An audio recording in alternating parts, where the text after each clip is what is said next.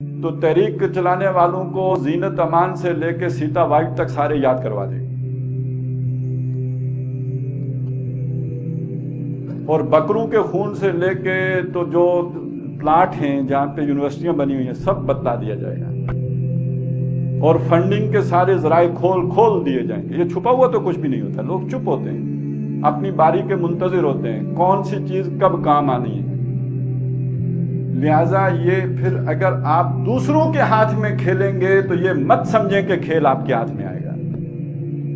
لہٰذا تبدیلی کے لیے ضروری ہوتا ہے کہ اپنے بل بوتے پہ کھڑے ہوں۔ اپنے بل بوتے پر کھڑے ہونے کے تقاضے کیا ہیں؟ پہلی بات، اللہ سے مضبوط تعلق قائم ہوگا تو کھڑے ہو پائیں گے نا، یہ جو آیتیں آپ نے پڑھی۔ اپنے مشن سے مکمل ایک جسے کہتے ہیں والہانہ لگاؤ ہوگا تو کھڑے رہ سکتے ہیں۔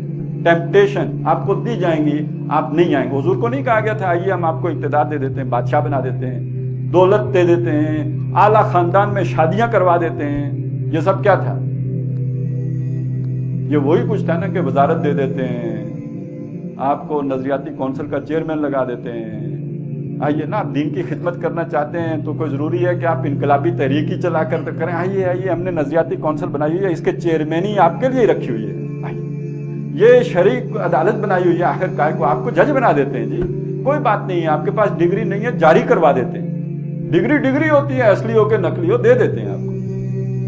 تو کہنے کا مطلب یہ ہے کہ یہ سارا کچھ آپ کے لیے قوانین میں تبدیلی کر دیتے ہیں۔ ایک ان پڑھ بھی جج لگایا جا سکتا ہے، آخر کبھی مصیبت پڑے نظام کو تو کوئی، اب تو نواز شریف صاحب بھی ڈاکٹر ہیں تو کوئی اعزازی ڈاکٹری کی ڈگری بھی مل جائے، مجید نظامی صاحب ڈاکٹر ہیں تو آپ کو بھی ڈاکٹر بنا دیں گے۔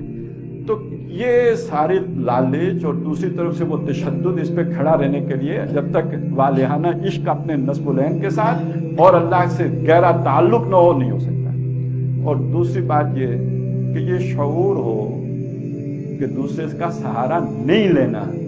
یہ جو نبی اکرم صلی اللہ علیہ وسلم اگر کوڑا ہاتھ سے گر جاتا تھا اونٹ بٹھا کے خود اٹھاتے تھے تو یہ ایک تربیت دے رہے تھے۔ آپ نے امریکی ڈالروں سے زیادہ افغانستان کیا تو امریکہ نے پھر بعد میں آپ کو لڑوا دیا۔ آپ نے اگر اس کے بعد کچھ اور کیا ہے تو وہ نتیجہ اسی لیے نہیں نکلا۔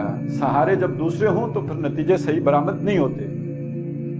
اور اگر آپ کو معلوم ہو تو آپ پہلے دن سے انفاق، اعانت، مالی مدد صرف ان سے لیں گے جو آپ کے مشن میں آپ کے ساتھی ہوں۔ چندے مانگتے نہیں پھریں گے ان سے کہ جن کے خلاف آپ نظام برپا کرنا چاہتے ہیں۔